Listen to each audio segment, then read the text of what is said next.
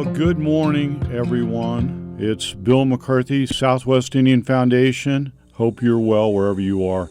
It's crisp, but it's a beautiful fall day, at least here today in Gallup, New Mexico.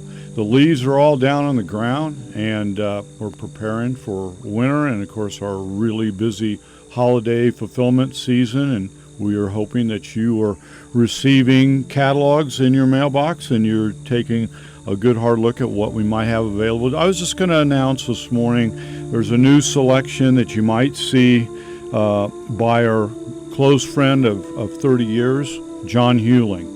And if you know anything about John, I know we have a lot of fans, probably in the viewership of John's, that have been listening to his music going back well over 30 years. John's new piece is called Finding Sanctuary. And this is the first time in history that this type of blend of music that has been attempted, to our knowledge. It's a blend of ancient plain chant, Gregorian chant, with his flute music. And John told me he just poured his heart and soul into this, that he spent numerous hours in his studio getting the perfect blend. And for those of you who have heard John's music, you know that it specializes in being soothing and healing and comforting, and it's for people that are dealing with pain, a lot of severe pain, a lot of cancer victims. John's music is a great type of soothing effect on people that are dealing with pain management, and that's John's strong suit. I've heard it described as spiritual music for everyone. You know, whether you're spiritually inclined or not, it's a type of music that softens your soul and just makes you feel better. So John is, through his history, used to do a lot of performances out here in the Southwest, and he had a full-bodied Hopi group ensemble that used to support him.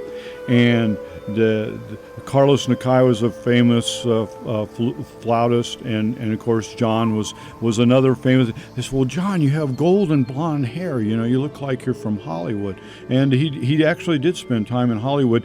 But what is not known about John is he probably has 5 different bloodlines of native tribes. The most prominent, John tells me, is Iroquois. Of course, so we pronounce it Iroquois. And so he was always the first to point out, no, I am Native. I'm Native American. And he's just a tremendous man and just the warmest soul. And he says he receives notes almost on a daily basis from people that have been positively effective and healed through at least in part through his music. So take a look at Finding Sanctuary. I listened to it, and it was just, I immediately fell in love with his pieces. So with that, hope that you're doing well, and may you always, like Mr. Hewling, walk in beauty.